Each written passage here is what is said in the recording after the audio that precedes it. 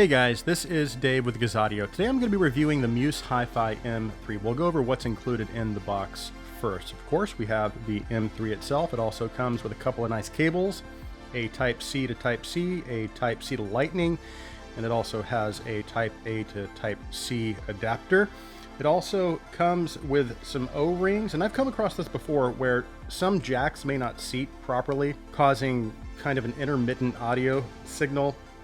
And maybe they've had issues with this, I don't know. I haven't had any issues personally, and I've tested at least 10 different pairs of IEMs, and again, I haven't had any issues at all. Now, as for price and specifications, the M3 comes in at $149. It's just a basic USB DAC.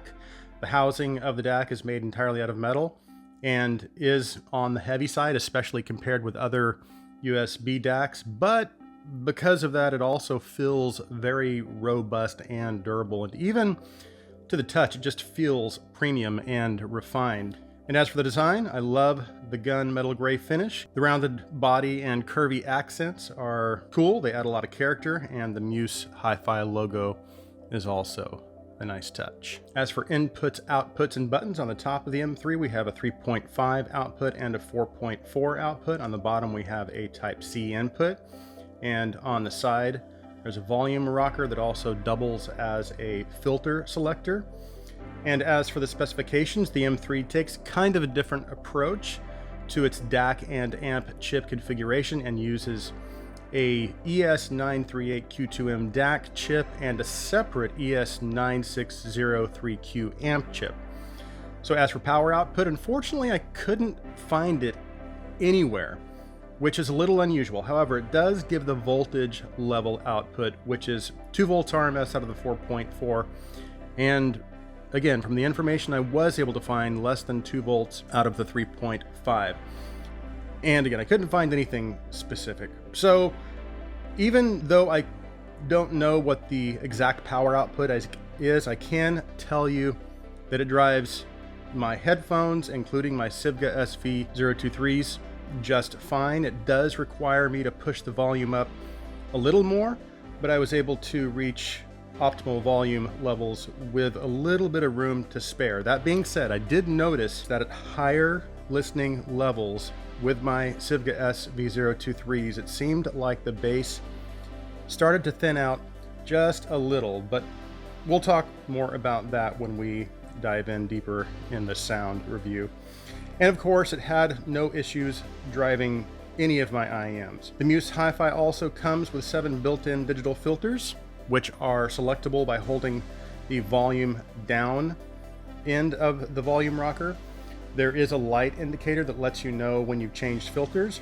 A couple of other cool features are the M3's 60-step volume control and also volume memory.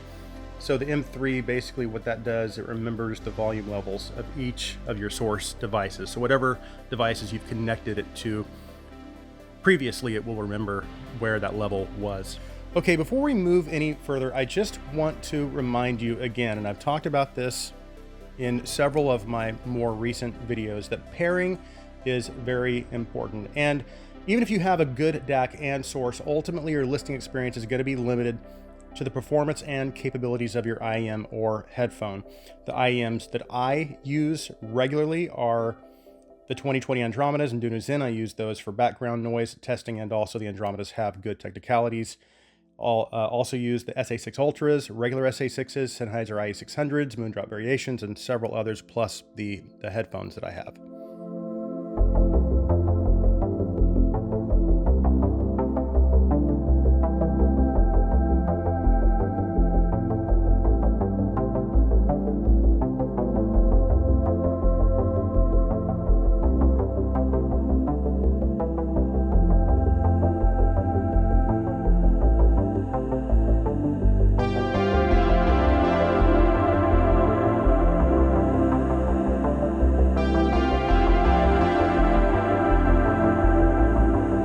Now, as you can see, I've got some other USB DACs. Some are regular USB DACs that just have volume rockers. There's a couple of Bluetooth DACs like the BTR7, which I recently reviewed, BTR5 2021. I just thought I'd put these out here so you can kind of get an idea of, these are some of my favorites right here. And as a matter of fact, I have these two out here, the Low-2-Pos one and the BTR5 2021, kind of separated out from the others because these were a go-to DAC for me for a long time. Now, of course, my new favorite is the BTR7, but I've also used all of these for quite some time, and each of these kind of have their own special place in my heart. So anyways, I thought I would just put these out there just so you can kind of see what some of my favorites are. Okay, let's go ahead and talk about the sound of the Muse Hifi M3. I tested the M3 in its default mode, so I didn't use really any of the filters during my testing phase. However, I did try the 7 different filters and I only noticed a very, very slight difference. That being said, I ended up kind of liking filter number 2 because that seemed to be the most natural of the 7 and brought the M3 just a little closer to my sound preference, and it seemed to help a little with the bass as well. I also should point out that I didn't notice as much of a difference when I used the filters with some of my less resolving IEMs. However, I did notice more of a difference with the IEMs in my collection with good technical capabilities and resolvability. So when I was just listening on my own, I did usually keep filter 2 on, but for actual testing purposes, I left the filters off. That being said, the default overall sound of the M3 is neutral and balanced. So from one end of the frequency spectrum to the other, the M3's overall sound presentation is quite linear. There is no emphasis on any part of the frequency spectrum. I wouldn't categorize it as clinical or warm. It literally kind of falls right in the middle of the two, which is great because it will allow your IEMs or headphones to maintain whatever sound signature they have. So let's break things down and look a little closer at the bass, mids, and treble, starting with the bass. As for bass levels, again, it's linear, so there's no emphasis on the bass frequencies over any other part of the frequency spectrum. Now, generally, everything I look for in the bass frequencies are present with the M3. It has excellent control, good speed. It also has good slam and impact. However, it can come across as a little bass light for my taste, and while it has great bass extension, I wish it just had a little more sub bass rumble. And now as you move into the mid bass and lower mids, that same linear sound carries through into those frequencies as well. So the mid bass is present, but it's not emphasized.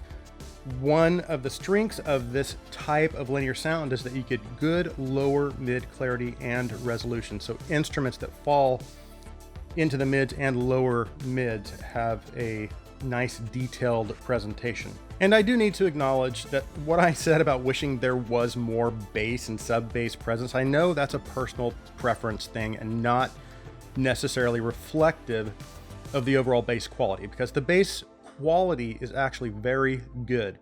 Again, pretty much everything else I look for in the bass frequencies is there. Now, moving into the mids, as for vocals and instruments, while vocals and instruments sound natural, they seem to lack just a little bit of body and note weight. However, the mid-range clarity and detail retrieval, again, like the lower mids and that mid bass, is very good, and instruments and vocals sound, again, natural and quite resolving. And just quickly, so I recently came across a great album by Manu Katché called Unistatic, and there's a track called Ride Me Up, and there's something about the way they recorded and mixed the drums, not just the drums, the sax, bass, everything. But because I'm a drummer, that's usually what the first thing I notice. But the toms and the kick sound so natural and just have really good tone and decay. And you can even hear the tone of the shells and the toms, and well, every drum. And the snare has really good attack and really good detail, and the M3 does an excellent job, again, of pulling all of that mid-range detail out. Now, where I started to notice some of the M3's minor weakness was in the treble, and I noticed it during cymbal strikes. To be more specific, in the cymbal detail and decay. So while hi-hats and cymbals have really good sizzle and for the most part sound natural, it just seems like it's missing a little bit of detail and the cymbals aren't fully decaying. It's like it's dying out a little too quickly, if that makes any sense. Now, where the treble does perform well is in extension and air, which is great for live recordings. And you know me, I love my live recordings and I like to hear that air and atmosphere. This has that in spades. It really does a good job with treble extension. Now, in regards to transients, the M3 does have somewhat of a smoothed presentation, so it's less aggressive, but generally well controlled, and that's true for every part of the frequency spectrum, including the treble.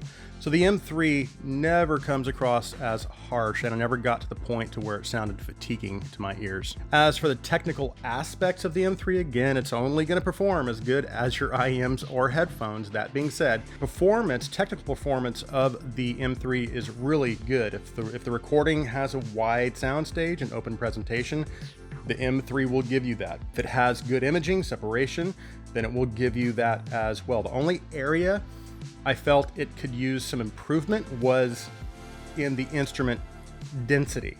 Sometimes instruments and vocals didn't sound fully anchored within their space, and they sounded as though they were kind of floating around within an area as opposed to occupying a defined space within a sound field. So just to kind of reflect on my overall experience with the M3, I brought this up in my most recent review of the BTR7, but several months ago I did a video on my favorite USB DACs over $100, and the M3 did not make my top three. My top three were the BTR7, Channeling UA5, Moon River 2, and the best bang for your buck was the Channeling UA3. Now again, so it didn't make my top three, however, it might make my top five. It's tough though, because I would have to choose between the M3 and the S9 Pro. And if I'm basing my choice on pure sound performance, again, it's tough because the S9 Pro is more resolving and only cost around $100, I think. And it also has a very linear presentation like the M3. However, the M3 sounds slightly more natural than the S9 Pro, and it also has a 4.4 instead of a 2.5. So it would be tough to choose between the two. I guess what I'm trying to get at is that while the M3 isn't necessarily my favorite DAC, it's still a great DAC. And one thing I didn't mention also is that I still use this quite a bit. I actually listened to it on a whole 5-hour flight a few weeks ago when I went to visit family, and it worked great. So would I recommend it? Yes, it's not a super strong recommendation, but I do feel the price to performance ratio is good.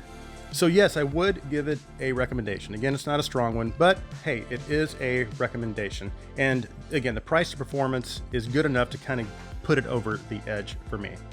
So that concludes my review of the Muse Hifi M3. If you are new to the channel and you like our videos, please take a minute and hit that subscribe button. And if you want to go a step further, you can also support us through our Patreon. I'll be sure and leave a link in the description. Thank you guys so much again for taking the time to watch this review. Please like this video, please share this video. I hope you have an awesome day.